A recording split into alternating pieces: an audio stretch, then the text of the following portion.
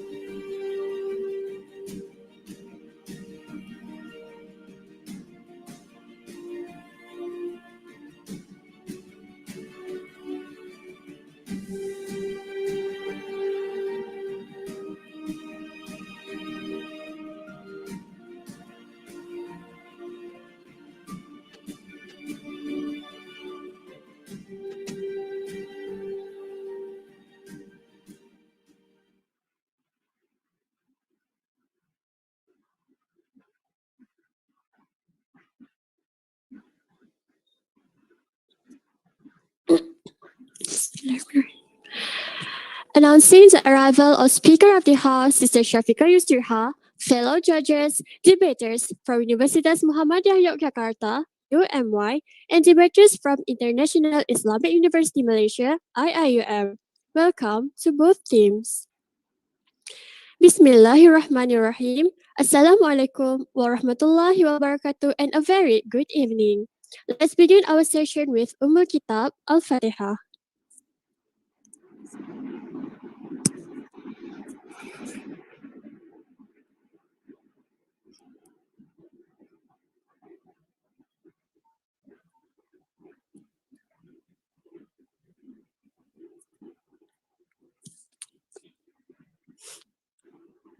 Amin, Ya Rabbal Alamin. Our welcome I bid to lecturers and fellows from International Islamic University Malaysia IIUM, invited debaters, Speaker of the House, and fellow judges, collaborators from Universitas Muhammadiyah Yogyakarta, UMY, Program Manager, organizing committees, and dearest participants.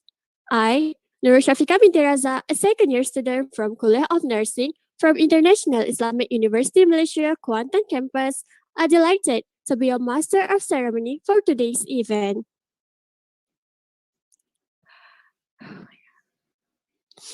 Dear audience, now let's proceed with the most awaited debate session. This debate will be conducted in English, and we feel honored to have both the debate teams from UMY and IIUM here this evening with us. So now, without further ado, I will pass the floor to our Speaker of the House for today, Sister Nur Shafiqa binti Yusriha, to lead the slide. Sister, the mic is yours. Thank you, our Master of Ceremony, for this evening session, Sister Nur Shafiqa binti Raza.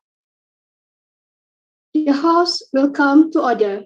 Assalamualaikum warahmatullahi wabarakatuh, and good evening to everyone present here today.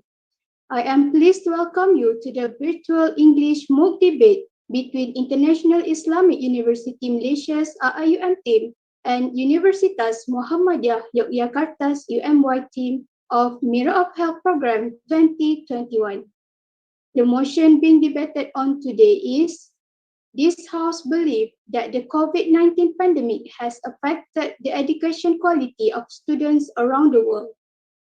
Before we proceed, I would like to inform you regarding general rules and regulations applied for this debate. First, each of the debaters has 7 minutes to present their stand. Second, each debater for both teams must open the camera during the debating session. Third, in order to raise a POI, point of information, debaters must turn on their microphone and say POI.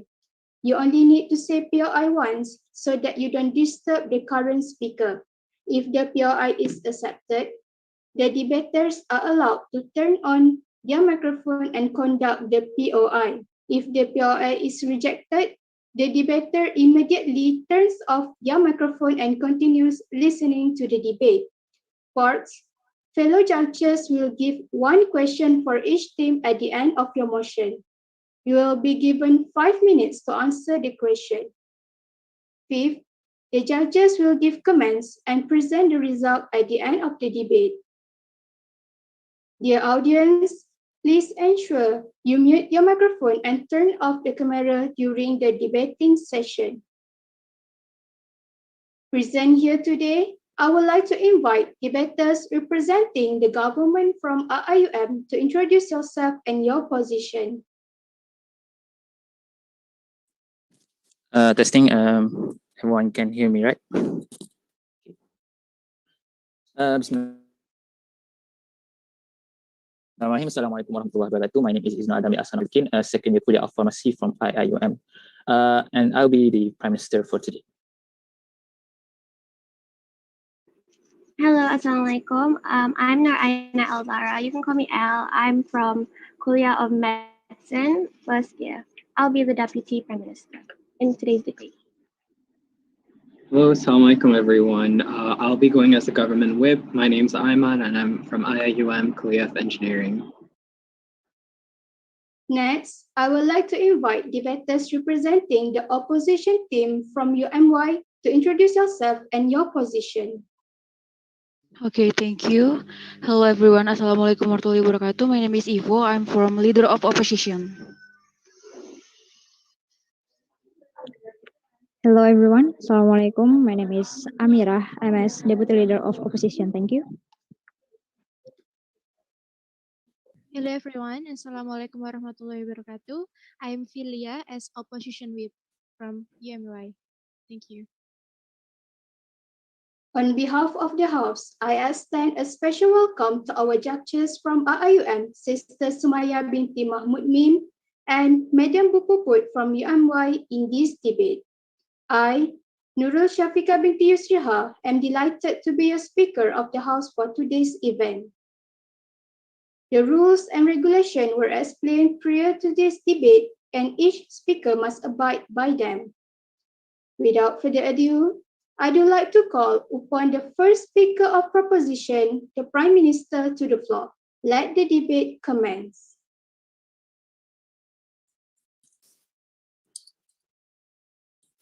Auzubillahiminasyaitonirrajim. Bismillahirrahmanirrahim. Assalamualaikum warahmatullahi wabarakatuh. And a very good evening. I bid to the Honorable Chairperson, wise judges, precise timekeepers, members of the opposition, my colleagues from the government, and of course, members of the House.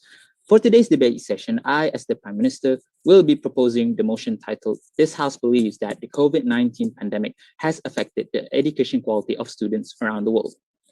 Before we continue our session, I would like to introduce my teammates from the government. I, Isno Adam, will act as the Prime Minister, and I'll be presenting, defining, and introducing our motion for today, submitting our cases, and also our first argument. My deputy, Sister L, will rebut the points given by the leader of the opposition and will submit another 2 arguments from the government. Our government whip, Brother Imaan, shall rebut all the points given from the opposition and summarize our case for today. So let's start rolling the debate by introducing this House with the motion. We believe that the motion presented is to prove whether the COVID-19 pandemic had an influence, either good or bad, towards the education quality of different levels of institutions, i.e. universities, colleges, schools in the world, which is the status quo of our world today. We believe that this motion is undeniably true on the basis of its ongoing effects towards the education system around the world. Institutions, schools are being closed, students cannot go to classes, practicals and internships, everything from classes to assessments are being done at home. Surely it would be a lie if we say that there are no effects by the pandemic towards the quality of education when basic teaching and learning activities, such as simply going to school, is unachievable thanks to the pandemic. Therefore, no matter what the opposition may say in this august House, the motion of the debate will remain standing at the end of the day.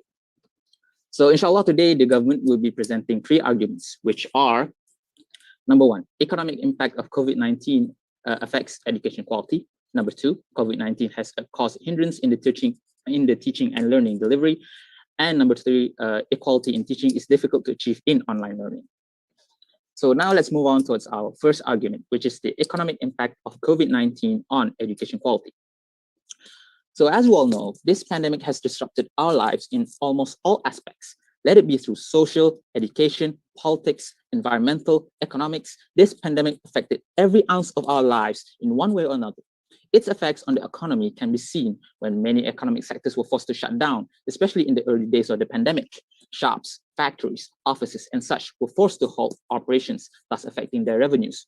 Not only that, government budgets are now focused on combating the pandemic by allocating funds into the healthcare sector. Thus, one of the affected sectors that had to be sacrificed to fight COVID-19 is the education sector. For example, in the US, the state of California has experienced a $1.7 billion cut to its higher education services. Colorado has experienced a 3.1 billion cut, and Ohio has seen a 110 million cut. Student enrollment also plays a major role in reducing revenue of institutions. Some universities and schools rely on student fees for funding, but this cannot happen when students cannot go to school, thus making revenue harder to obtain. We should also remember that without budgets, we cannot do basically anything, especially in education. Money is needed for education materials, facilities, staff payments, management.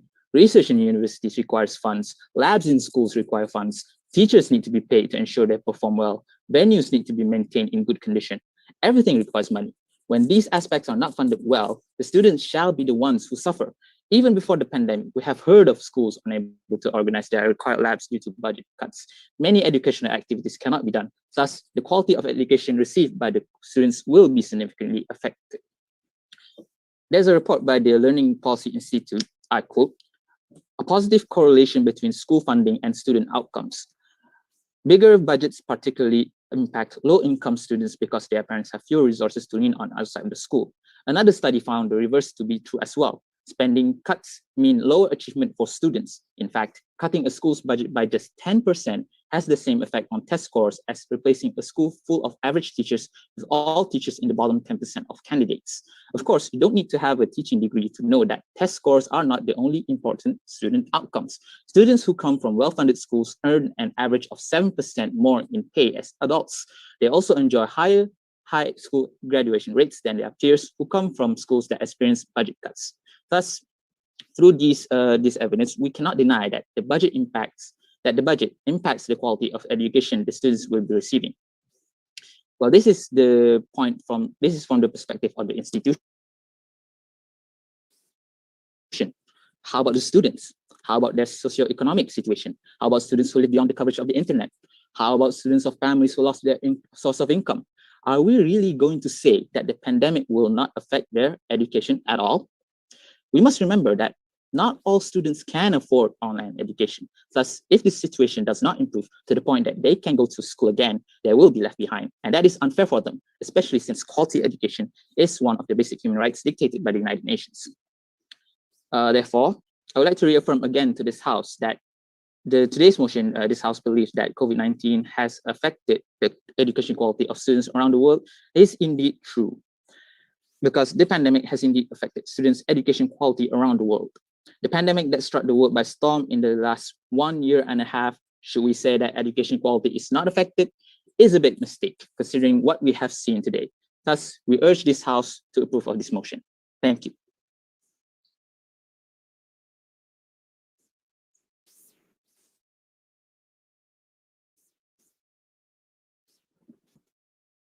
Thank you. I would like to call upon the Leader of Opposition to open the case for their side. Okay, thank you. Now I want to rebuttal I want to rebuttal from opinion about for affirmative team, our government team. I bold or I hear about the economic side that the budget of each country has been considered, and then with the government have already has a solution for to education. For example, the Indonesia state has a platform for provide like a TVRI television, not only for internet use. So the government have solution with the economic with the education in children in the world, like Indonesia or anything other country. Okay, thank you. For I think enough for rebuttal. I can to say that my argument.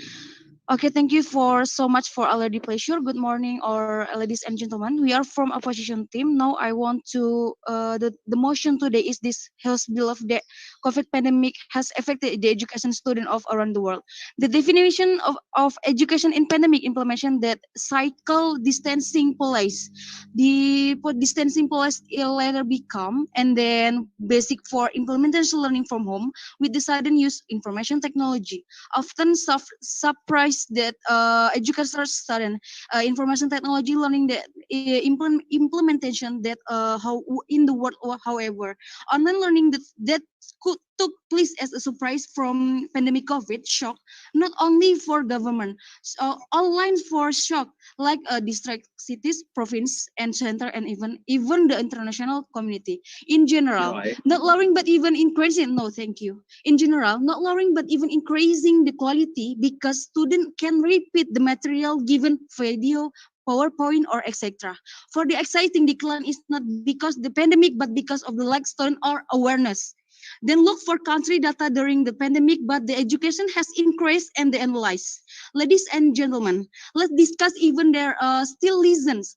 The lessons learned from pandemic COVID-19 is for has more the capacity of education in the world to be evaluated or evaluation, like our evaluation. To what extent of for capacity in the fight filed for stakeholders, not only for government, like or all stakeholder at the are we our teachers or parents, something like that. Often opportunity for parents to get know about more their child abilities. For the first, the other impact the character development of child soft skills, such as children being too much learn about anything, like say like cook together, and then for cleaning home together, and something like that. Second, children become creative with the use electronic with parental supervision at home. The third, emergency distance education portal from home, such as in example for other country for Pacific Asian, the portal for TV station, let me that TVRI, which has agenda educational being according to its class, like this one for 7 until 9 to clock or elementary school, and then last to for the school. So, ladies and gentlemen, now I want to tell you about impact technology. I can to argument for impact technology, and then who also for second speaker, and the third argument for elaborate. Ladies and gentlemen, I want to tell you about impact technology pandemic. Some parents express the positive impact areas the learning online, namely because the intensity of meeting children with parents is more than before. Parents are increasingly assumed for an accompany children to learn online. The formation, like for like guardians at home, just a small example, discipline doing to take assigned by the school, and then how can parents for guardian direct this elementary school discipline and orderly in the assessment school.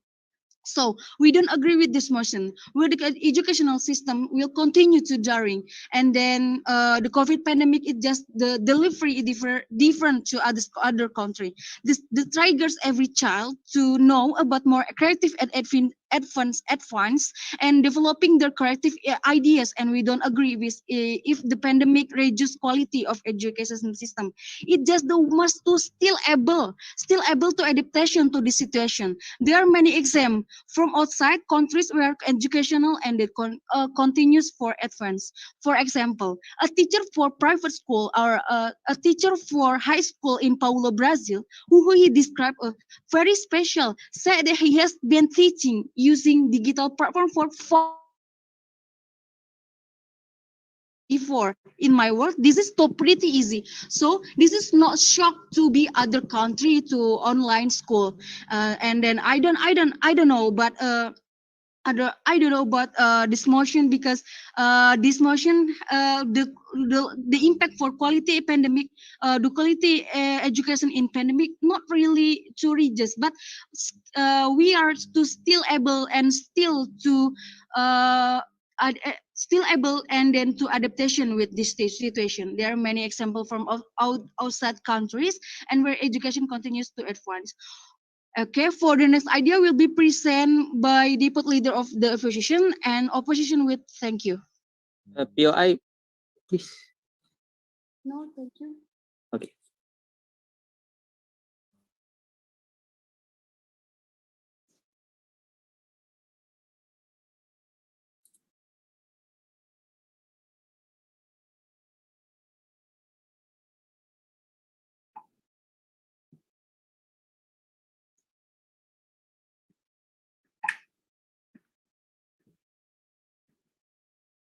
Now, I'd like to thank the speaker for their speech and welcome the second speaker of proposition, the Deputy Prime Minister, to continue the case for their side.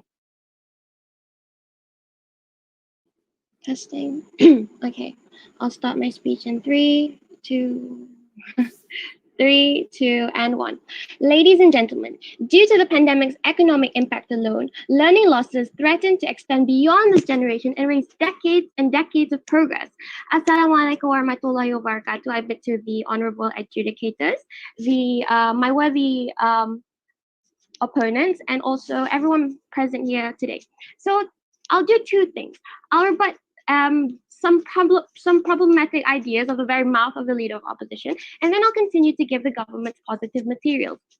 So the leader of opposition, she has made a sincere effort, but alas, there's misunderstandings I would like to clear up. So she mentioned that right now, internet Wi-Fi is accessible to most countries like Indonesia, but what she fails to realize is there are some poorer countries, such as, for example, Lebanon, who don't even have access to basic needs like electricity. So I think that's something that we really need to understand. And right now, the government, we're not saying that there aren't any we're not like belittling that there aren't any negative effects, positive effects of the advancement in e-learning, but we're not dismissing that fact. We know that fact. So if the opposition agrees with that, then the opposition also agrees with our case. So with that out of the way, I will continue with my argumentation. Firstly, let me give you a bit of context. COVID-19, because it has an immediate impact because all the schools are closed and classes being held virtually online nearly all of the world in Africa, Asia, Latin America. Children, especially the most vulnerable, which I will elaborate on later, may not come back because COVID-19, firstly, has caused a hindrance in the teaching and learning delivery. As mentioned by my Prime Minister, we have to understand that school systems run on money. It's impossible to provide access to schooling with limited financial resources. So the COVID-19, because it's first and foremost a health crisis and hospital beds and intensive care units are running out, and then doctors and nurses and healthcare workers are pushed to the edge of exhaustion, it's only natural that the government prioritizes them and allocates most of their budget to the healthcare sector. So it's a known fact from walking out and quittings of tens and thousands of teachers. As a result, educators are severely underpaid, especially in low-income countries, for example, in Argentina. So with the government slashing education budget because of the virus outbreak, teachers face even grimmer prospects because most of the higher educational institutions are reported to have affected steep salary cuts. Because with the government imposing restrictions on collecting full tuition fees, institutions are left with no option but to slash the salaries of teaching and non-teaching staff. And because of this, educators and teachers, they have tried to make ends meet, and what do? They work on other side hustles for additional income. So as a result of this, teachers and educators are not able to concentrate solely on their career, on the students, and they may be too tired to properly teach. And plus, while making ends meet and every day becoming the same blur stuck at home, can you actually blame them if their enthusiasm and the energy to teach is significantly declined? I don't think so. So next, teaching and learning delivery in these times are also hindered because of the abruptness of the situation. Teachers and administrations, they were unprepared for this transition. So this new unprecedented norm is a trial and error area for everyone, including both the teachers and students. However, for educators that are leaning towards the more elderly side, or for those who are like not as digitally literate, there is this educator incompetence, such as their technological, pedagogical knowledge. And then most of them are complacent and stuck with traditional modes of teaching. And because of this, some feel like they cannot teach properly and they feel demotivated, which in turn affects the quality of education. There is also a setback in teaching and learning delivery in higher institutions where more hands-on classes are needed. Because COVID-19 has curtailed face-to-face teaching, even laboratory sessions and practicals are performed virtually. So what associated with this is the halt of the delivery of practical experience required by, for example, medical students, engineering students, TVET students, the technical and vocational educational training program students, and so on and so forth. So at the University of Sheffield, there's this team called the MEE team, the Multidisciplinary Engineering Education Team. They've responded to this problem by recording lab experiences, putting videos, quizzes, data online for students to engage with. This is to focus on achieving the learning outcomes. But even so, naturally, practical skills cannot be easily provided using this approach. Using online platforms such as Zoom, Microsoft Teams is not as effective for practical sessions as it is for informative lessons. So even though the students are able to understand the theory behind the practical, but you cannot expect that these students are able to perform such practices, because if someone carry out something which is easy, I personally wouldn't have given up on like knitting a long time ago by watching YouTube videos. So in essence, the learning process cannot reach its full potential until students practice what they learn. So another issue is e-learning hampers the communication between learner and educator because direct communication, human touch is lost. So most students, they find online learning boring and unengaging. So because of this, there's no like two-way interaction because it's difficult to implement that in e-learning. So online learning also has so much time and flexibility that students never find time to do it, which is pretty ironic, right? Because time and location flexibility, although it is the strength of online learning, these aspects are very fragile and create problems. So many young students, especially in primary school or high school, like mentioned before, they find these classes unengaging. This leads them to have non-serious,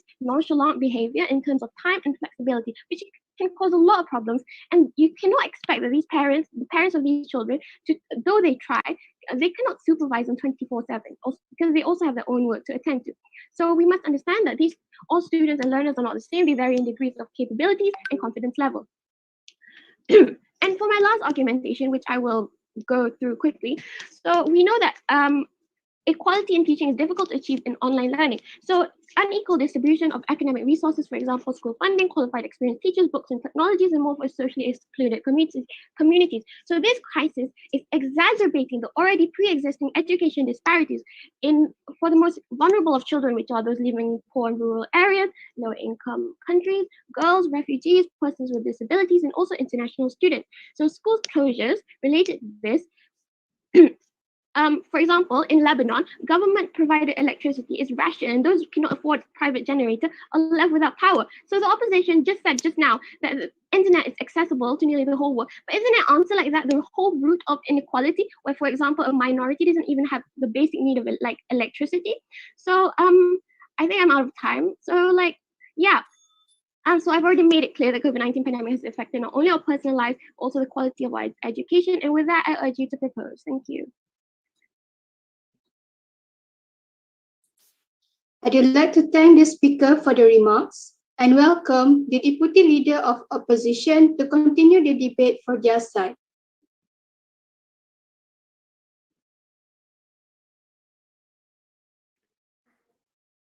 Thank you, everyone. The Deputy Prime Minister said that maybe a parent and also the government are worried about the economic aspect from the family, from the children to the online classes. Maybe what you mean is from like equipment to support and provide the equipment. So I think you cannot you no need to worry with that, because the government in our country already provide so many help and so many services to help the student or children learn from home at this condition. And then you said that you also worry about the parent and parent accompanying their children. So it's because the children learn from home, so the parent can accompany more maximally. So I think the parent always try their best to give best supervision for the child. I think all of us in this room agree with that. Then I will I will continue. No, thank you. I will continue my to my argument. So, ladies and gentlemen, as my also my leader said, that the current system of education doesn't affect the quality of the education itself. It's just a new condition that we have to face and better with the preparation. The pandemic is the cause of the decline in the quality of education. I think we think it is a big mistake. The problem is not because of the pandemic, but the lack of awareness and community readiness. Community in this case are teachers and also students with distance learning. Ladies and gentlemen, we will give an analogy for this case, like in health world of health. So we cannot blame the pandemic that came to our life, but we have to control the pandemic. It is about the readiness of health workers and hospitals to control the healing. We have to face and control it. I think we think this is the same thing, isn't it?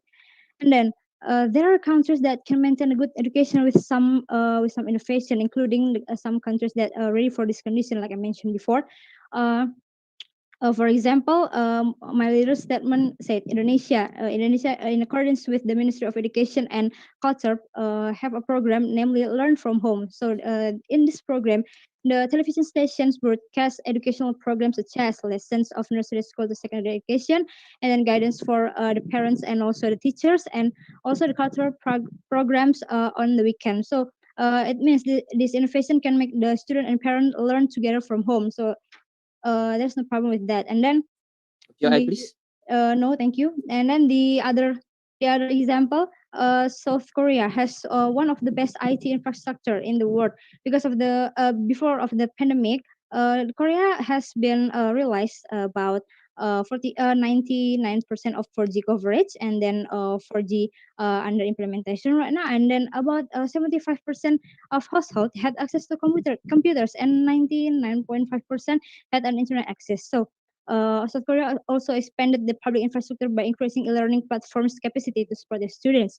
And then the government also provides rentable devices at zero cost for the students, and offer this policy to the institution to support the online classes. And then another example based on the article, Singapore also has been developed in the last 2 until 3 years for this online method. And then some countries also provide a subsidy for free quota. Oh, this is so advantaging, and and this is the government provide us free quota, and then for all the students, and the students can use it, can receive it well, and this is so make it easier to student to get to keep studying from home. And then it's proof then that students can follow the school or college activity after they graduated. Ladies and gentlemen, let's take a look another aspect. So students still can go to college, graduated on time, and with an achievement. Pandemic is not affected quality of education at all. Learning activity can held as usual, like it's normal. The teacher keep teaching based on the curricula. The students following the lesson, doing tasks, kind of homework task is given, or the lesson deliver nicely. And then it means that we can raise the same goal or standard from the education itself, according to the article on December 2020 by Johannes Enger. So there's a university in USA called Arizona State University. They have a innovation that a program that can make the students in high school start the college earlier. That means we don't need to worry with if what if the student miss the college.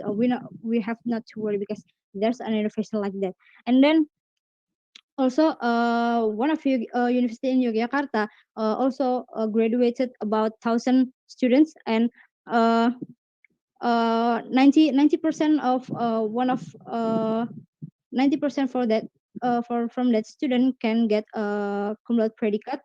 And then also the other university, Gajah Mada University, this is they also send their student to follow the international competition. It's a Osaka University student video contest. So that means we can also develop their soft skill beside the formal material or from the school or from the college. So what I said that this based on all of these arguments, we once again we disagree with that motion, because the pandemic is not affected the quality of education in this world. Education in this world is fine, and the quality of education is so good. So just try to adapt and become more innovative. Thank you.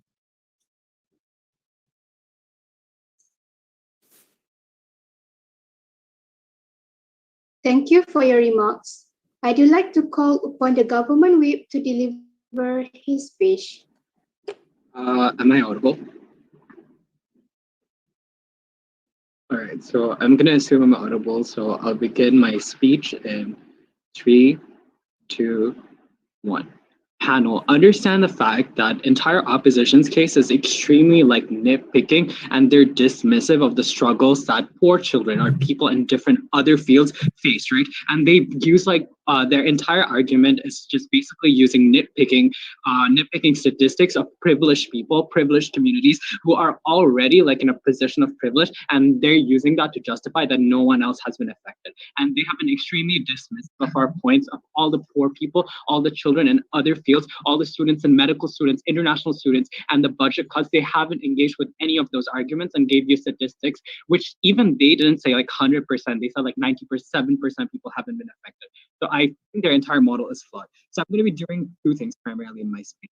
Firstly, I'm going to be rebutting everything that doesn't fit into my substantive. And secondly, I'll point out the clashes in this debate and tell you why exactly do we win on every single clash. But first of all, let's just rebut the few remarks that came and that doesn't fit into my substantive.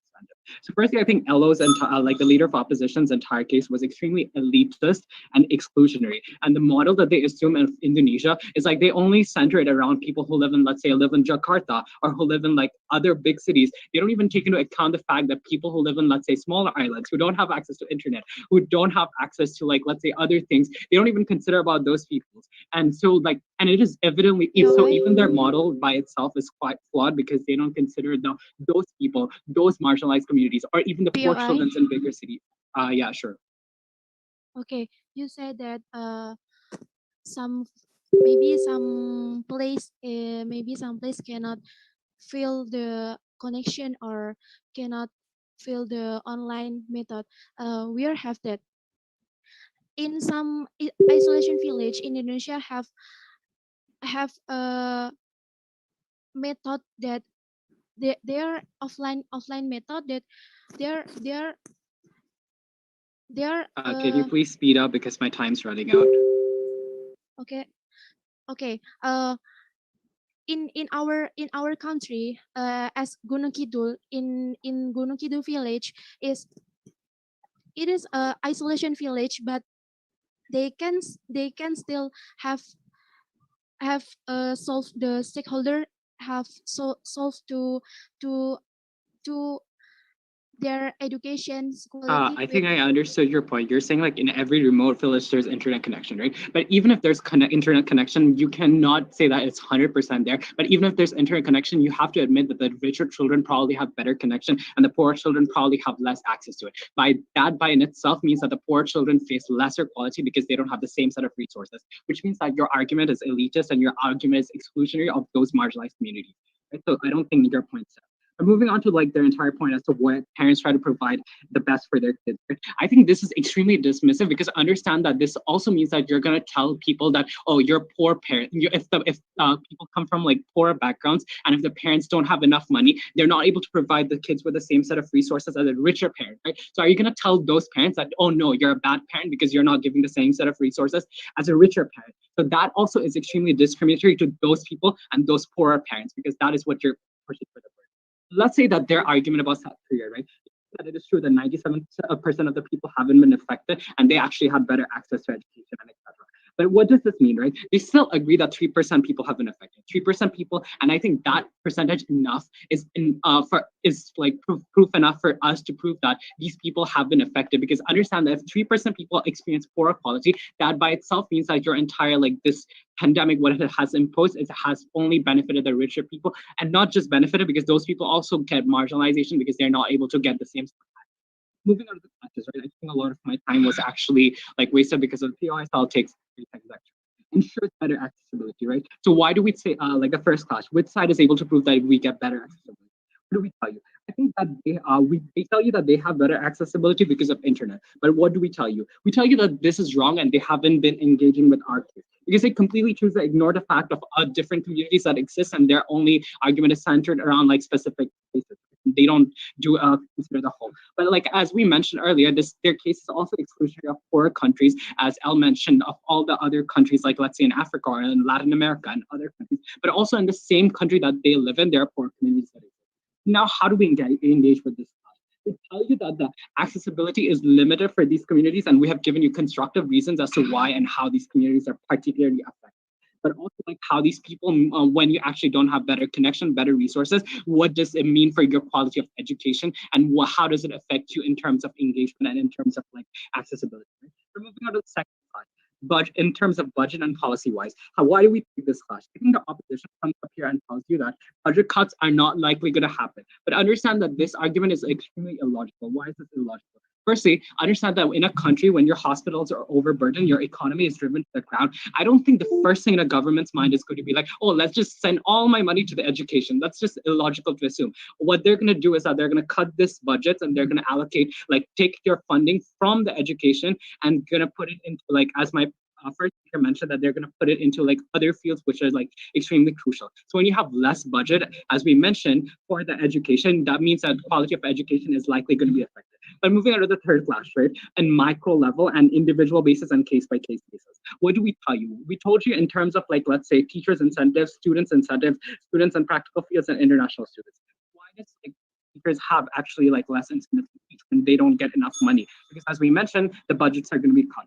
When teachers are not getting enough money, as El mentioned, these teachers will not have the same sort of incentive, because if you're not getting the same set of money, you will not be motivated to teach, because why will you teach, right? And you'll have to look for side income, so you're not going to be able to provide the best education to the kids. So what this means is that these students are further affected and their quality is further affected because they're not able to get the same set of education that they were getting before, and the teachers don't have the same set of motivation. But understand that we also engage in terms of like students, let's say in practical fields and medical and other fields, who are not able to get benefit from the resources, because understand that if a student is going to medical schools and all your learning is through an online platform, as the opposition is suggesting, you don't have any experience of doing surgery. So will you trust a doctor that actually never had experience in surgery? That doesn't make sense. Or will you trust an engineer to fix your machine or fix your computers that doesn't even know how this works? That doesn't make sense. So these people are affected, and we need to consider that, and we need to take this into account.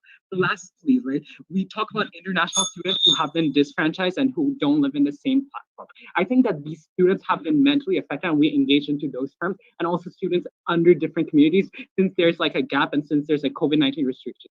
When you have a toll on mental health, it also means your quality is affected. So I think we were able to best engage in every single basis, and the opposition side was extremely dismissive of all our arguments. And for those reasons, we deserve to take the win. Thank you, everyone.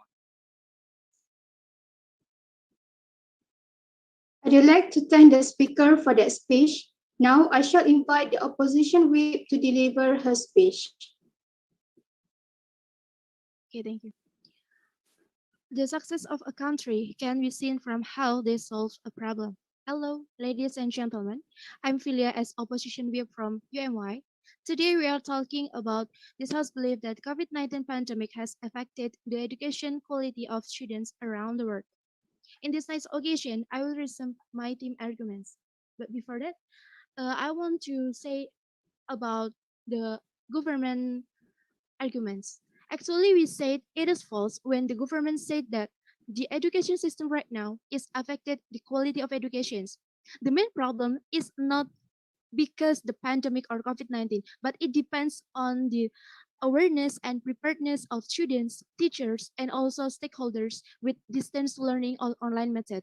Distance learning or online method is an education method that already exists before the pandemic. The PM said that I bold about the economic it's related to the pandemic. The economic, I think economic is government it is just government, it is government for government, and the students or teachers can think about it. How is my LO says that the Ministry of Education and Culture, for example, in Indonesia, is subsides conference quota to the students and teachers. It is an alternative way, we think, of the government to relieve the students and the teachers to hold an online meeting, so they are feel helped by the government. I think it is the solve about the economic situations. And Yeah, then no, thank you. And then beside that, in fact, students why we are disagree with this motion is, in fact, students need to know more about technology, and it can create their creativity. Because of the pandemic require online method, so the students must know how to use some platform like Google Meet, Zoom meeting, Microsoft Team, and etc. It can develop their creativity of using electronic tools like laptop or computer. I think the quality of education is more developed when they know more about technology. Your eye, please. No, thank you. And then the next is, it is not affected the quality of education because students can reply the material that their school or the teacher give to them. Exactly, this term can develop their quality and doesn't reduce their quality. And then, uh, in Indonesia, I want to explain from the example from Indonesia. Uh, Students can learn more via TV programs. The Ministry of Education and Culture in Indonesia was collaborate with TV channel. It is TVRI that show education program named Learning from Home. It is explained by my second speaker. This aim is to keep this program is have aimed to keep quality education where the students can still learn academic lessons that show by the channel. I think it is also be resolved the problem that in isolation village cannot have uh, unstable connections. They can still learn by the TV program or radio. And then uh, before this pandemic has begun, some country already exists with online method before pandemic. For example, Sao Paulo, Brazil, has been using digital platforms for 5 years. And in Germany too, they lend a laptop to their students for online lecture. And also the Japan. My second speaker said that Japan also distribute online learning tools to their teacher during the pandemic. Beside that, students also can still get some achievement during the pandemic. For example, Arizona State University made a program named Early College Experience, where the high school students can start the college earlier by online. With this program, when the student graduate from their senior high schools, they just continue their college just for in 4 semesters. And the other example is Gajah Mada University also still can send their students to international Olympiad and won the competitions like video competitions. Through this way, the students still can make an achievement and develop their soft skills. And also, I want to set example from Muhammadiyah Yogyakarta University also can still graduate their students with their best score, like they have cum laude and etc. So, overall, education in this world is fine. The quality of education is good. This pandemic doesn't affect the quality of education, but it depends. It depends on the awareness and the preparedness of students and teachers to survive the situations. If the anticipation is great, the quality will always be great too. The conclusion of this discussion is, in these pandemic situations, force us to be more innovative. Thank you.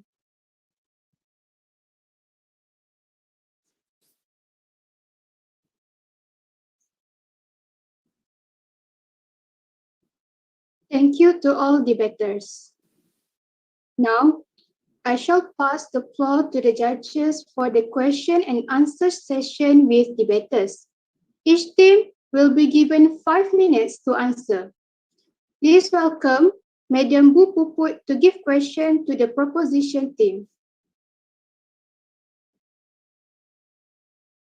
So, sorry, I think I missed the meeting session before the debate, but let me clarify. So I'll give the first question to the government side of the house first, or should I go with the government side first? Yes. Just to confirm. All right. So I think it's very interesting to hear your debate and then that you brought.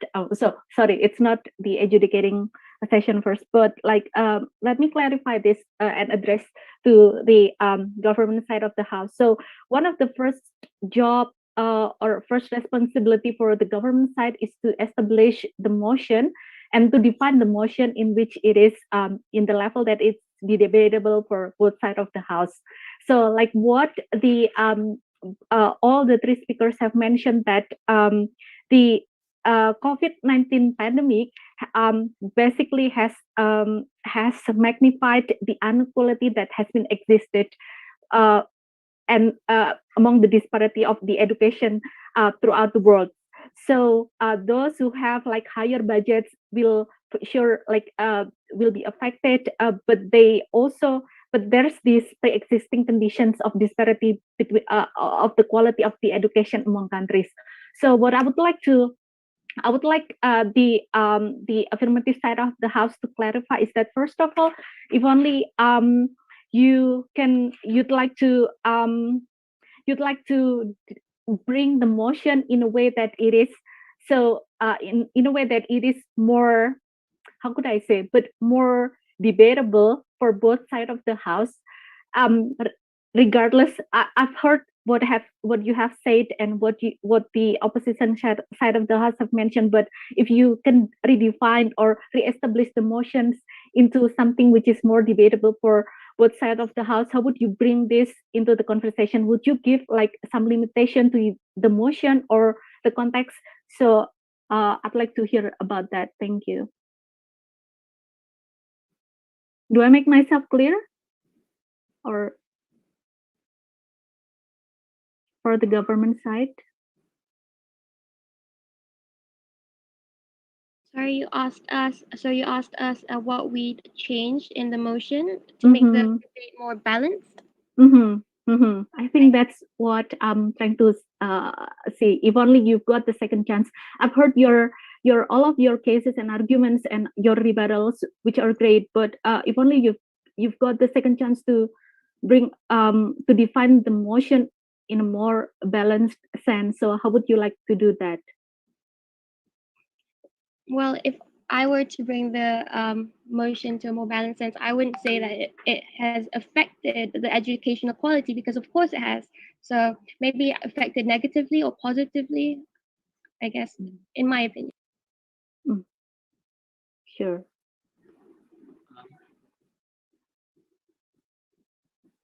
Imaan and Ismail? Yeah, can I add something? I think that if we were to just ignore the inequality aspect, if we were taking into consideration the other factors, such as the ones we mentioned, like students in like every different fields, like medical fields and engineering fields and other fields, and in terms of quality, all those things we mentioned, we could have, if we were to be more generous to the opposition side, and we will ignore that one and we'll focus on in terms of quality and in terms of whether quality is like the best efficacy, right? Medical students and engineering students, are they able to get the same set of access and same set of quality online versus offline? So we will compare those perspectives, which we did, but we could have extended that, ignoring being more generous to opposition side.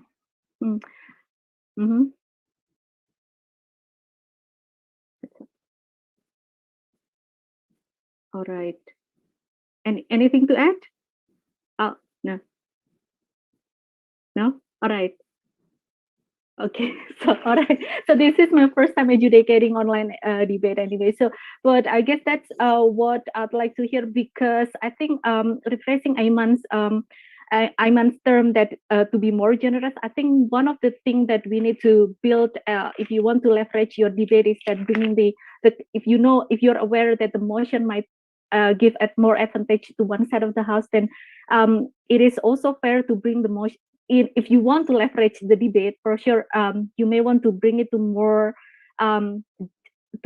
balanced motion and bring it to bring more balanced definition of the motion. But for sure, if only you said what it is, then it's actually the opposition side of the house job to actually clarify that or redefine the motion if they wanted to, but they don't. So that's not your fault or anything. It's just that I'm so curious about that because I've heard all of your cases.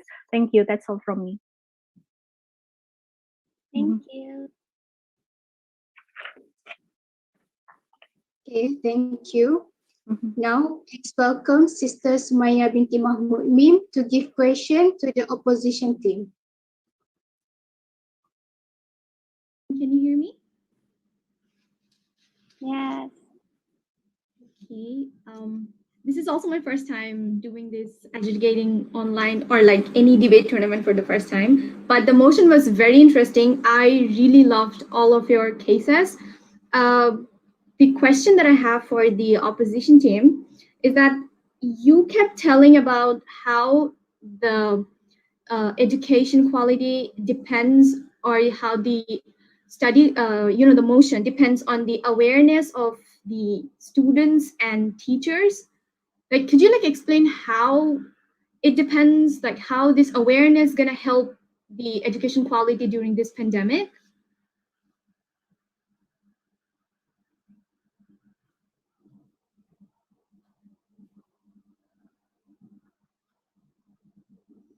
If you don't get my question, you can ask again. I can explain it. We got it. We have five. All right. Sorry, I couldn't hear it. We got your question, and we have 5 minutes for answer. Of course. Continue. Yeah, thank you.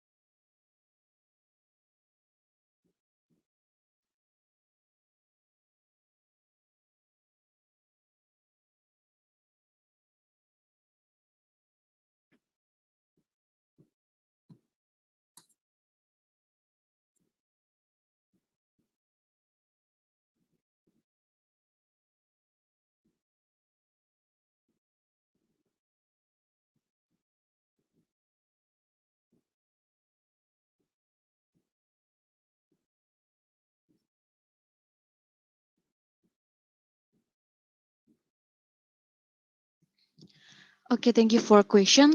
I think for the depend and awareness from explain the motivation from parents and then collaborate collaborate with the government, teachers, and then the other stakeholder can be motivate the children to being able to adaptation with this situation. For explain about anything for easy or not easy for being able for learning or doing online. I can for I think for can explain some question with other teachers to explain about your about not easy to during pandemic. But I think for the third speaker and second speaker added for my argument, Fulia and Mira.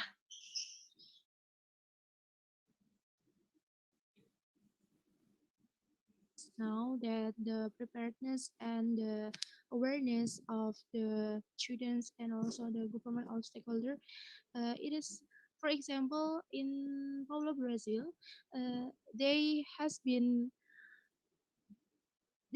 exist the online method for about 5 years before the 5 years. pandemic. So I think the in the Brazil it is good preparedness for this situation, I think.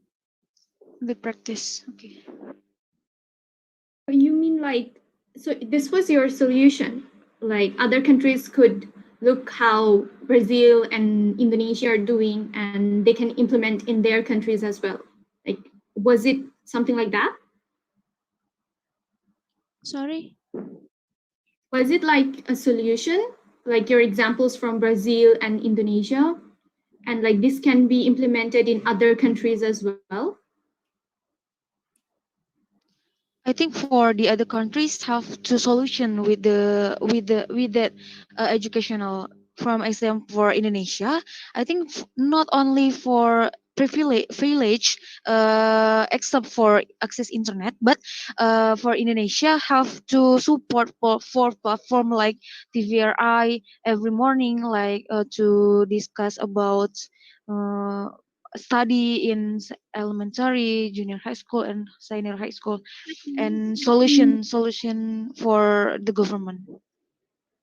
Free So you're quotes. talking, yeah, like the meeting, the parents' meeting, something like that.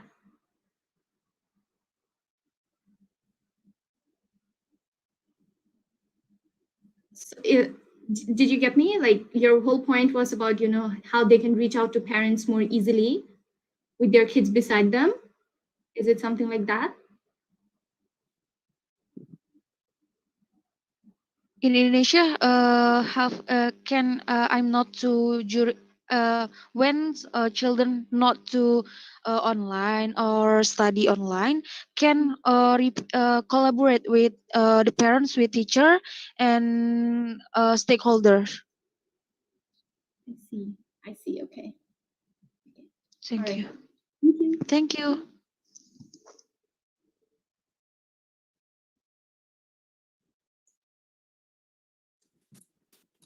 Thank you to all judges and both teams. Now, we are going to take a short break of 3 minutes. During this time, both government and opposition teams will prepare the reply speech.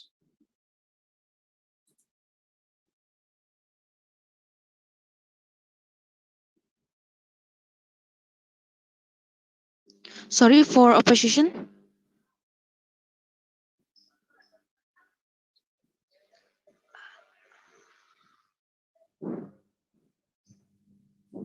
Okay, ladies and gentlemen, now I want to tell about impact technology in area pandemic. Some parents express the positive impact that areas learning online, namely they feel closer to children. Of course, this happened because the intensity of meeting children with the parents is more than before. Parents are increasingly assume the accompany children to learn online. The formations of some character to should be formed at school slowly being formed. Habitation Me? of parent and guardian. Okay. Now we are going to have a break for 3 minutes.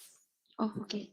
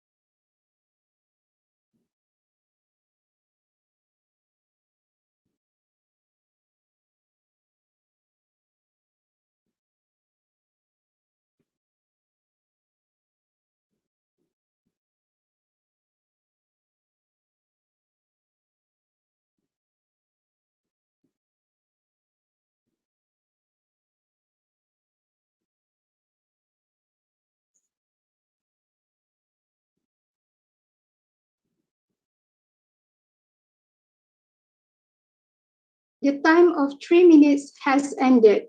It is now to turn back to the teams for their final speeches.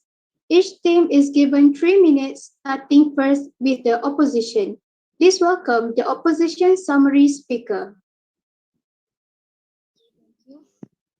Ladies and gentlemen, now I want to tell you about impact technology in area pandemic. Some parents express the positive impact the areas they learning online, and then for namely that felt concerned with the children. Of course, this happens too because for the intensity of meeting children with parents is more than before. Parents are increasingly essential to accompany children, and then for the formation of some characters that should be before. And so we don't agree with this motion where the educational system will continue to run during the COVID-19 pandemic. It does the delivery different in each country. We try to every child to be more creative and advance in developing their ideas and ideas to communicate this the policy of education system. It is just that we must still be able to adaptation to this situation. There are many examples from outside countries where education countries. And then I think for other countries have solution for education, economic or anything for increasingly education in pandemic. So thank you.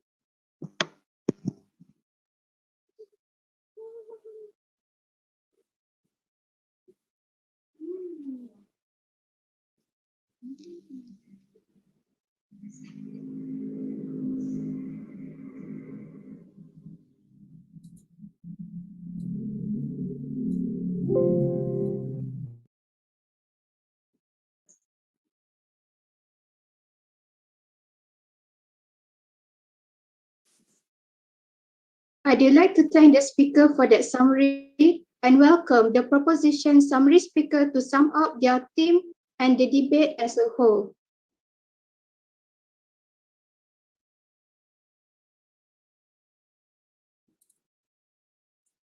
Can you give me a few seconds? Okay. Okay. I will start in 5, 4, 3, 2, 1. Okay. Bismillahirrahmanirrahim. Assalamualaikum warahmatullahi wabarakatuh. And hello again to this debate for today. So I would like to reiterate again, our motion today is this House believes that COVID-19 has affected the education quality of students around the world. So what is this debate all about? So we believe that the government, we as the government believe that the pandemic continues to affect education sector. That is a fact that we cannot lie. The purpose of the debate is for the government, it is to prove whether it is truly affecting the education or not. And the burden on the opposition for us to oppose this motion is to prove that there are no effects caused by the pandemic on the education sector.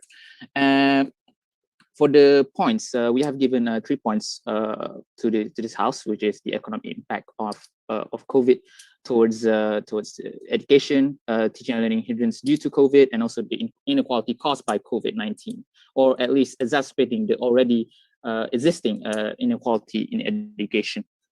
While the points given by the opposition seems like they have said that online education is better and there are no changes in education budget, and also they gave also statistics on mostly developed countries, which is not around the world, clearly defined in the motion. So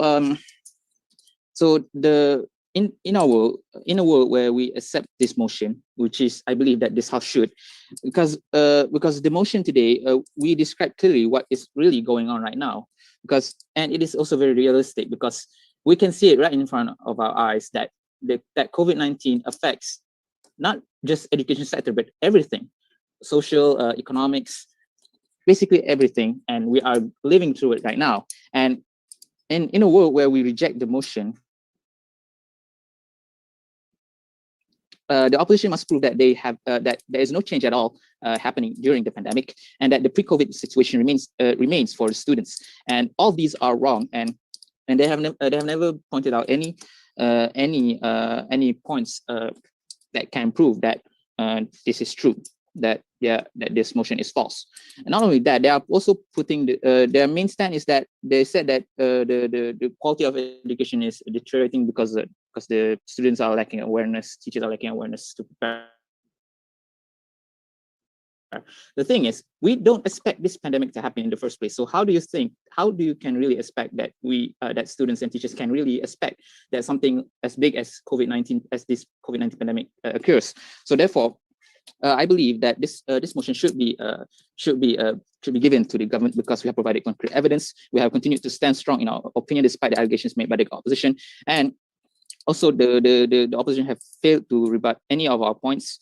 And we believe that in their heart also that they are agreeing with this motion. Therefore, we as the government continues to remain strong with this motion. Thank you very much. Thank you to all speakers for the great debate. Let's give them a last round of applause. Now, I would like to invite fellow judges to start with a feedback session. Dear Sister Sumaya binti Mahmud Min, the floor is yours. Thank you. Okay, I'll start with the government team. Good job, guys. I haven't seen you debate ever, so I was really looking forward to it. I really liked how you guys gave a lot of arguments. That was really good. And the thing is, when you give a lot of arguments, you're supposed to explain why and how your point is valid, right? So I think in the Prime Minister's speech, it was kind of missing, because she was jumping from points to points. Just, I get it. So I think a lot of practice will definitely improve that. And Prime Minister, you defined it, but I think you could have defined it in much in the, so that it was debatable for for the opposition team as well. And the quality and everything you guys answered. So also one specific point I'd like to point out, that when Deputy Prime Minister said that it hampers communication between the teacher, it becomes boring. Sometimes this boringness, it depends on the teacher, right? They can make it interesting, and they can always make the class interesting. And since the students already have the phone, they can always reach out to their teachers, right, if they have any questions. So I think, as repetitive my points, when you bring an argument, you have to make it valid why your house is taking that side, why we should believe on what you were saying, right? And right, in the government whip also did a good job. You did a good job by not bringing in new points. That's really good. And yeah, I think overall I liked it. That was really nice. For the opposition team, so I liked how you guys gave solid facts. That's always good. But when you give examples, try to explain why your examples are supporting the motion. Don't just leave the examples hanging. For example, you gave the examples of USA and Brazil and Indonesia. So maybe it could be your solution for your motion, that other countries could adapt to it. That's why I keep asking, was this your solution or not? And also try not to bring in new points, okay? It's not your job. Your job is to completely summarize whatever the other two said in your team, okay? So yeah, I think I will stop here. I can actually give a lot of feedback, but I think that's all from me. Thank you. Thank you, Sister Sumaya. Now, Madam Bu Puput, the floor is yours. All right, thank you very much. So anyway, first of all, let me clarify this. You can call me Madam Puput or Bu Puput in Indonesian, but please don't call me Madam Bu Puput. It's kind of okay, but no worries. It's just some jokes. I'm just joking anyway. So, but anyway, let me get to some points that about today's debate. First of all, I'd like to congratulate both of the team, the opposition as well as the government side of the house. both of the teams have demonstrated great critical thinking in terms of how you assess the current situations and how your attempts your attempts in looking at the cases in other countries, which is very good. So, and this is a good starting point in being critical in looking at our status quo and the current situations, as well as it's also good in a way that it's exercising our critical thinking in looking at the situations. That's one thing that I'd like to congratulate. Then let's go to today's debate. First of all, let's go to the government side of the house. What I'd like from the government team is that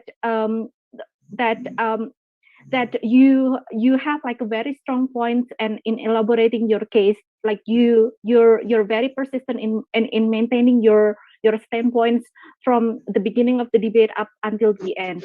And the second thing that I'd like from your team in general is that how you are responsive to towards the rebuttal that several rebuttals given addressed by the opposition side of the house, and how you are also being critical in giving the rebuttal consistently on what have not been addressed in the previous speaker. So that's one of the that's two things that I mainly applaud from your debate.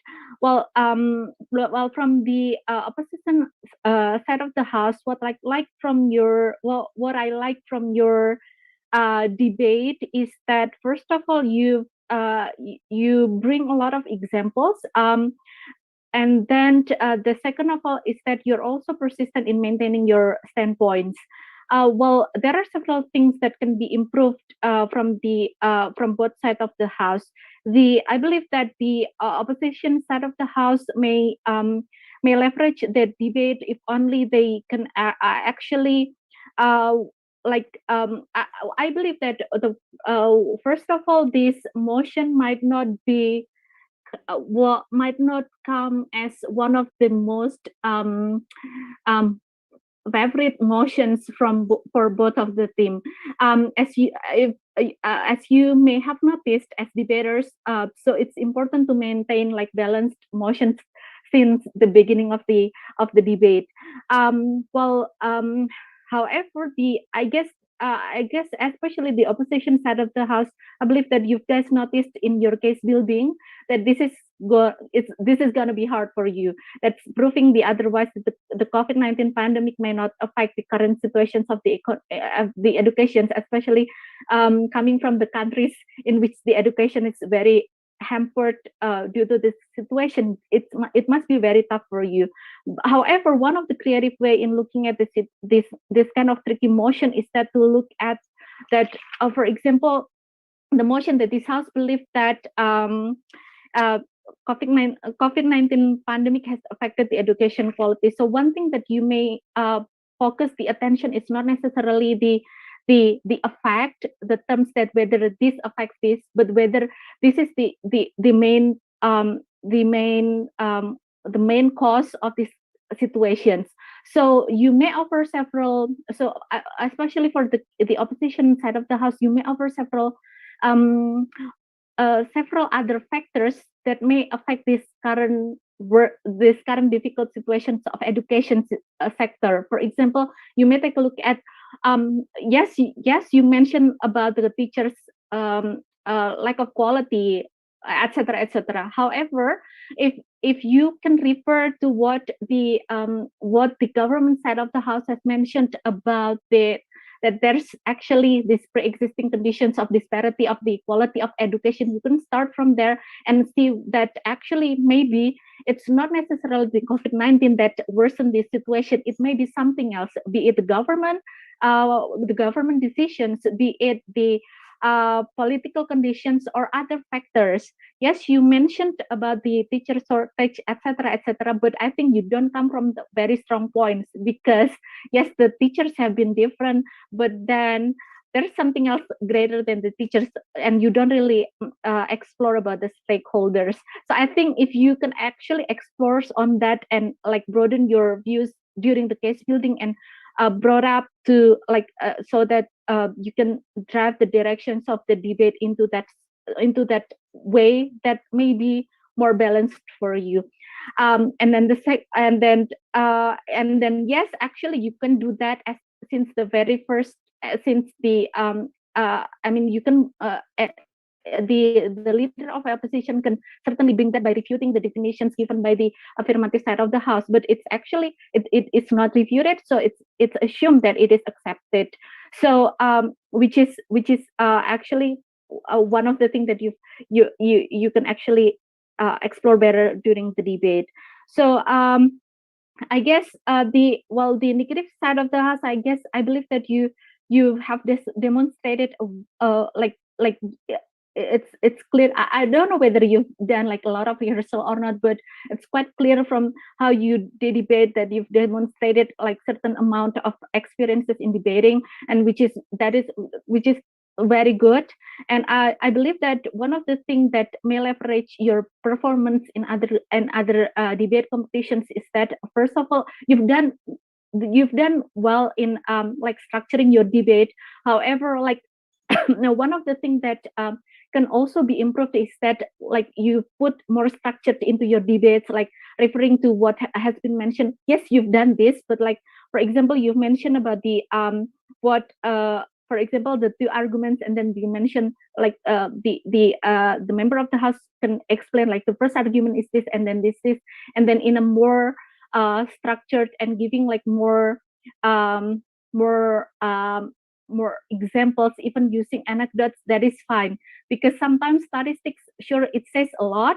However, anecdotes can actually bring more narratives into your debates, and that can actually strengthen your cases.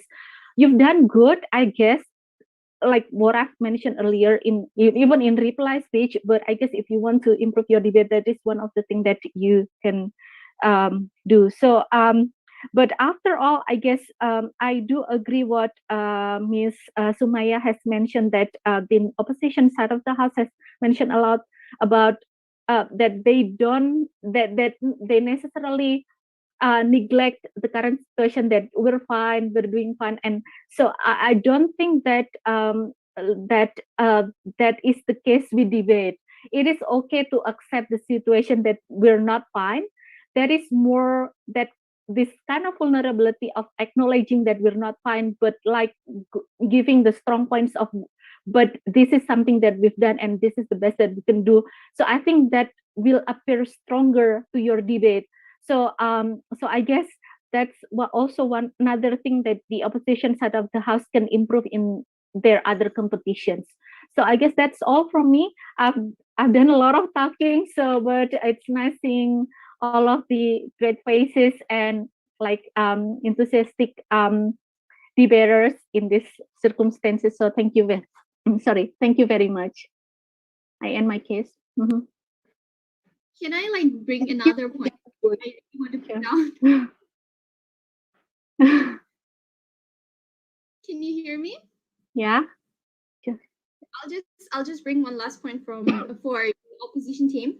You could do one thing when you were talking about the government and teacher and students. You could bring points like students are under parental supervision, and when you were in a house together with your family, which you don't usually get, like before pandemic, we were all out busy with schools, our father busy with their office work, so we couldn't really get to have that connection with the family. You could bring those points and like say that if your mental health gets better that way, like your parents are there, you get to see your family members all day, you get to talk to your siblings, you get to have fun with your parents. You could bring those points and tell that these enhance study qualities, or you don't have to worry about your food or anything, because it's your parents are always bringing you food. For college students, like I'm just giving you examples so that like this is how you could have made your argument stronger. But other than that, everything else was really good. Like I really enjoyed it. Both the teams, amazing job. Thank you. Thank you to both team and to both judges. Again, thank you to both judges for refined comments and remarks. Now, the most awaited moment for this event, let us give space for our judges to decide for the winners for the debate today. Dear judges, you may enter the breakout room for the final decision of the winners. You are given a maximum of 8 minutes to discuss and come up with a final decision. You may enter this meeting again upon discussion. Meanwhile, I shall pass the floor to our MC while waiting for the judge's decision.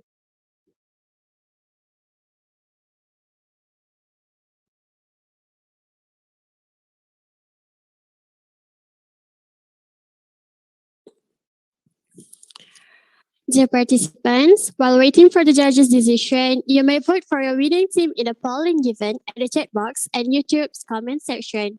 Let us see who wins your heart. Please be reminded that the voting will not be counted as a score. The result will be determined fully by fellow judges. Don't forget to fill in the attendance and feedback form in the chat box and also in the YouTube's comment section. We appreciate your help in evaluating this program. Thank you.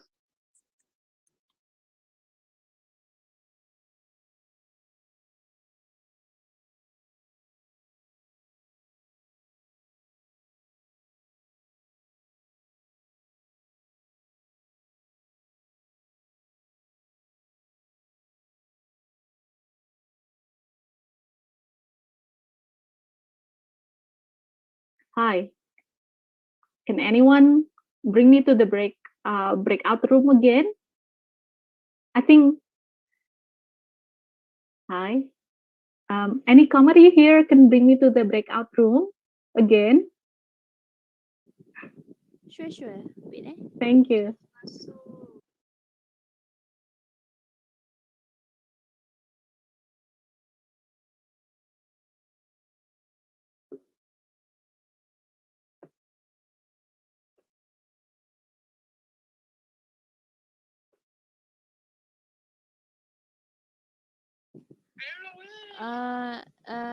Oke dah, kita dah. Okay. Nice.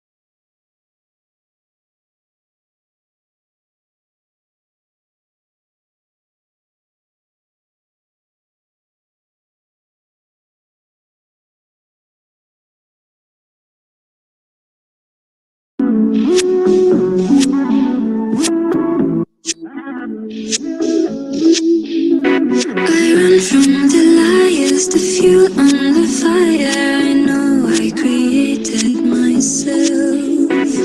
I know I can't fight the sad days and bad nights, but I never asked for your help.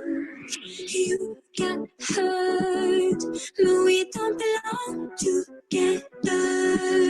So you took the love from my arms into the arms of yours, but I don't need a cure for me. I don't need it. No, I don't need a cure for me. I don't need it. No, I don't need a cure for me. I don't like the tension, the misapprehensions about our nature in love. The glorious teachers are no use for creatures who knows how to play with the God. Got the nerves, but they never show unless they hurt. So you blame it on my love moving hard like God, but I don't need a cure for me.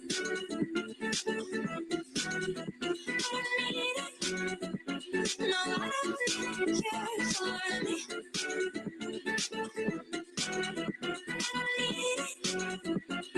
No, I don't need a cure for me.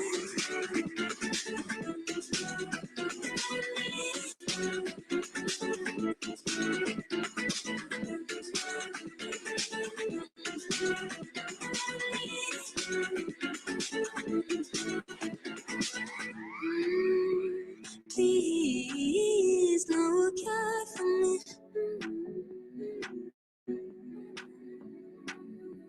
Please, no cure for me.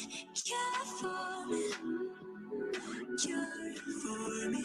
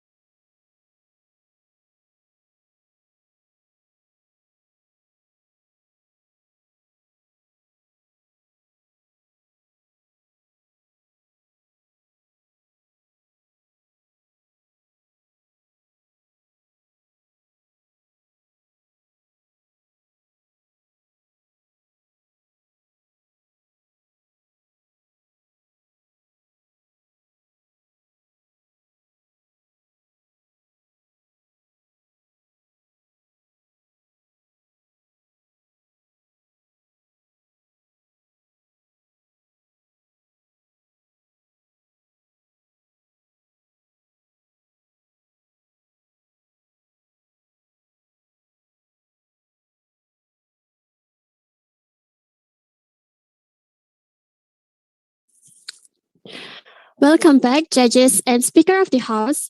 You may take over for the final result.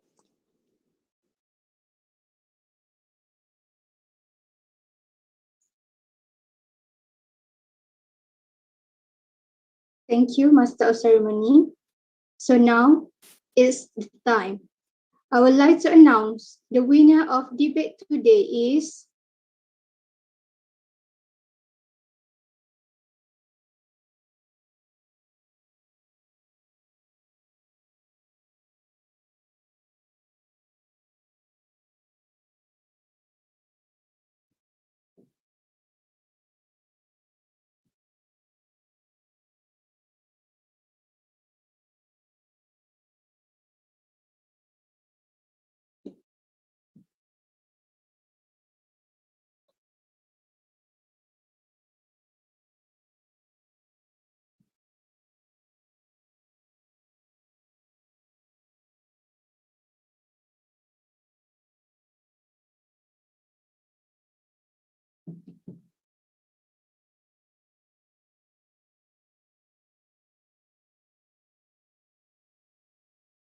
okay, everyone.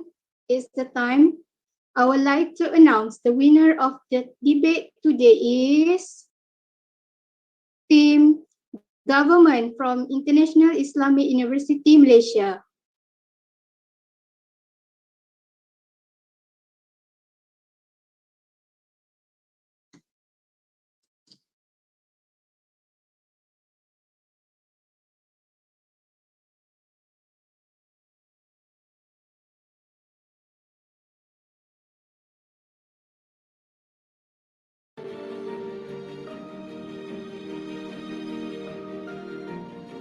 Congratulations to the winning team for today.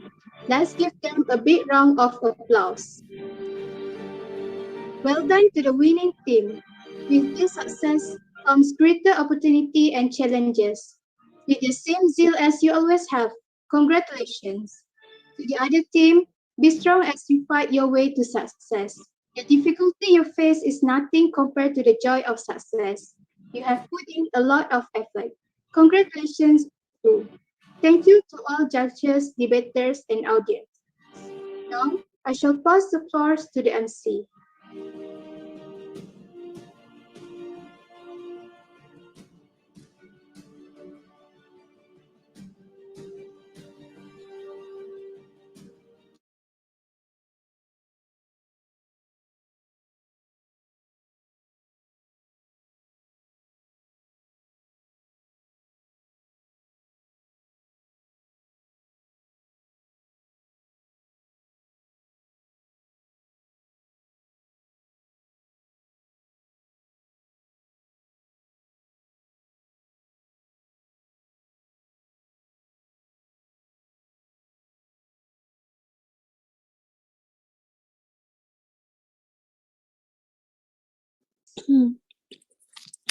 Thank you very much, our Speaker of the House, fellow judges, and all debaters from UAY and IIUM for an amazing session just now. We hope all participants can use the knowledge and output obtained to prepare ourselves better in the future.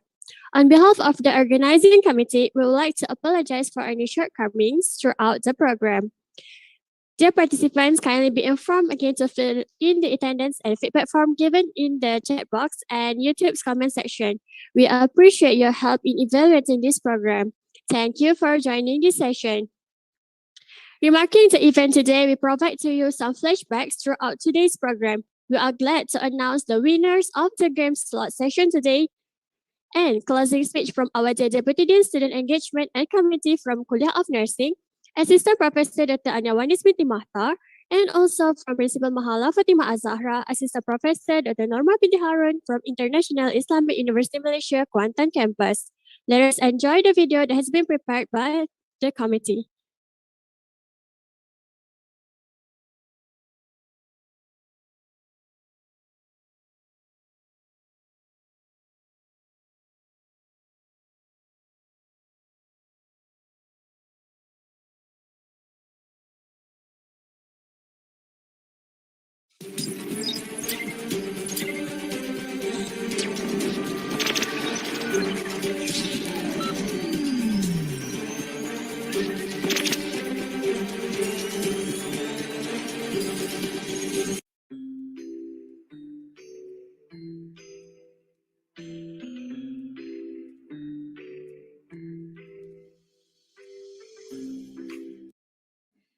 Bismillahirrahmanirrahim.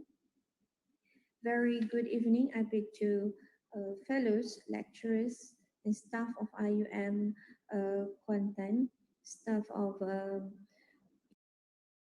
Universitas Muhammadiyah Yogyakarta, okay, invited speakers and moderators, collaborators from Universitas Muhammadiyah Yogyakarta, program manager, organizing committees, and all dearest participants and students.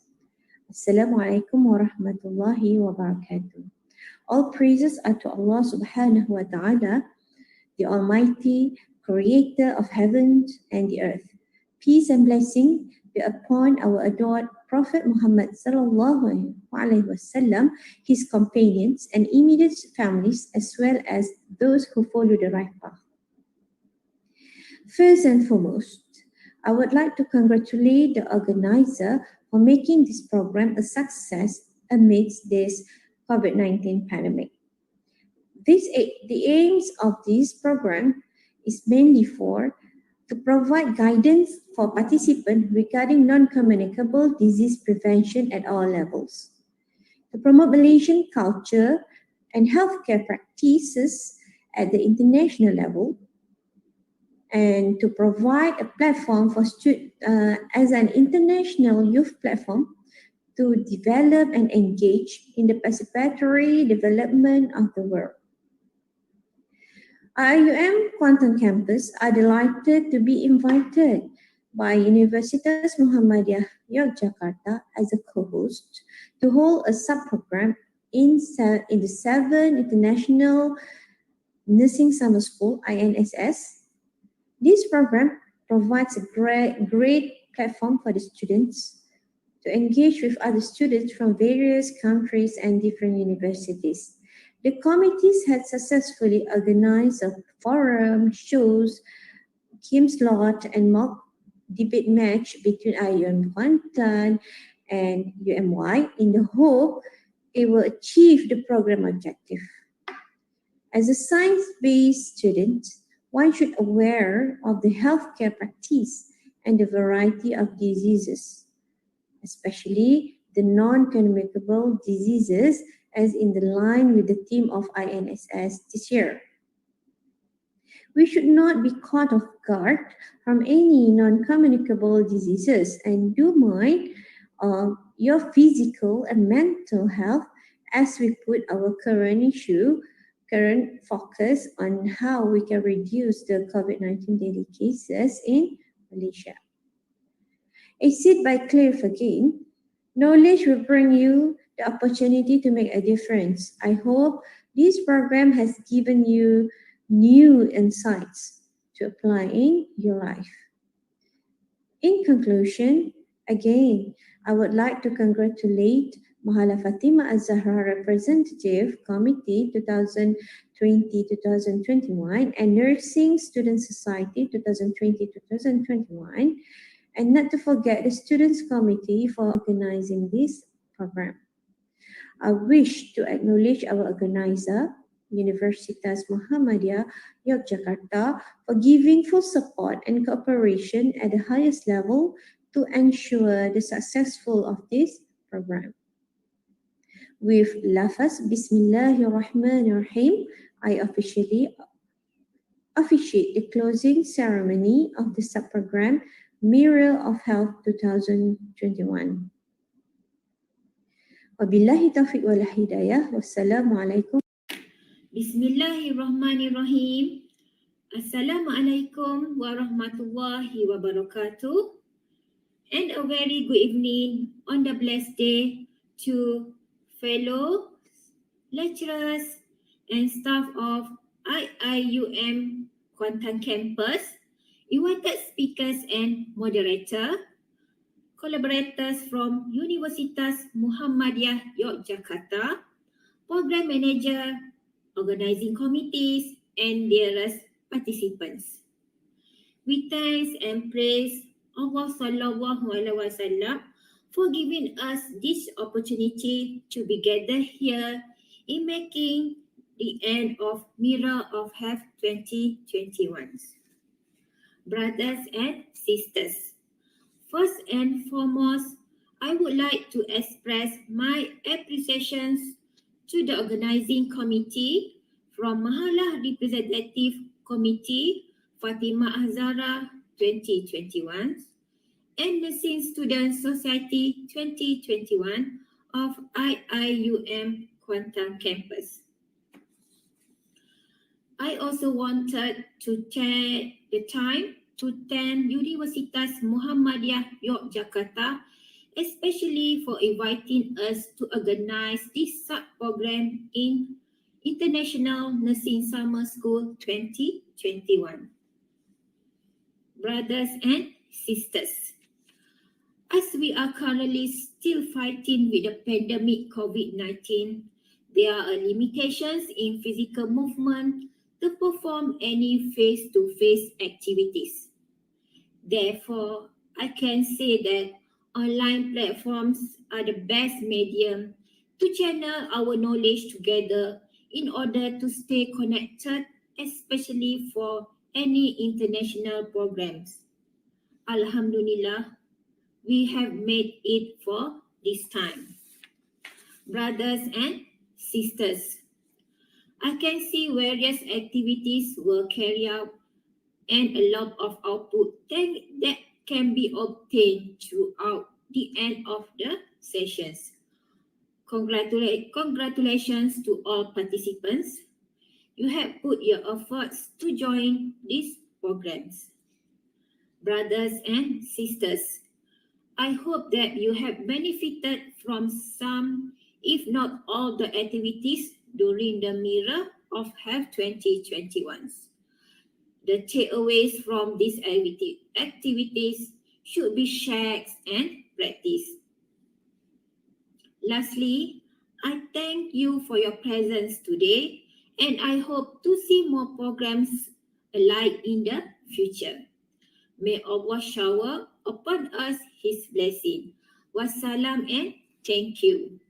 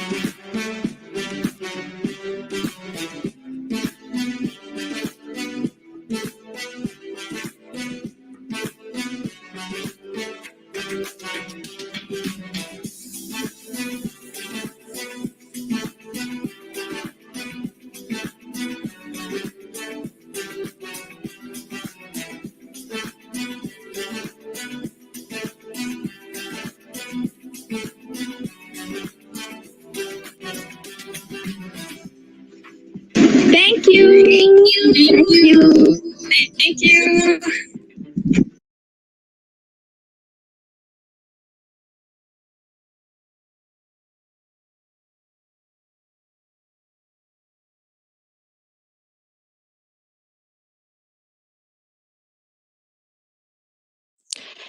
Thank you for the multimedia presentation just now. Now, let's proceed with the photography session. I would like to invite the POPRO committee to conduct the photography session.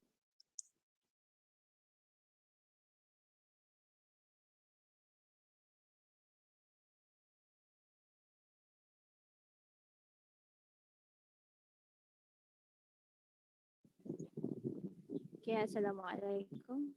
So, open your camera and smile in front of your camera.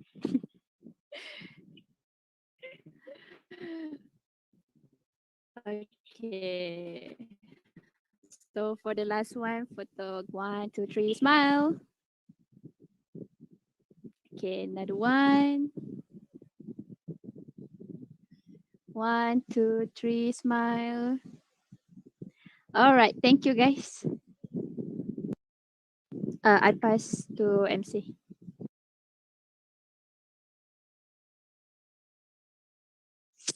Thank you. We have reached the end of our program. Huge gratitude I bid to all committees, all collaborative parties, and dearest voluntary participants throughout this program. We hope that you gain something useful from us today.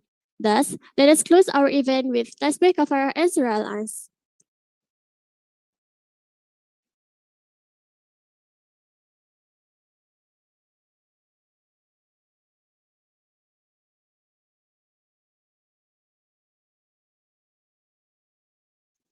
You may be dismissed now. Assalamualaikum warahmatullahi wabarakatuh.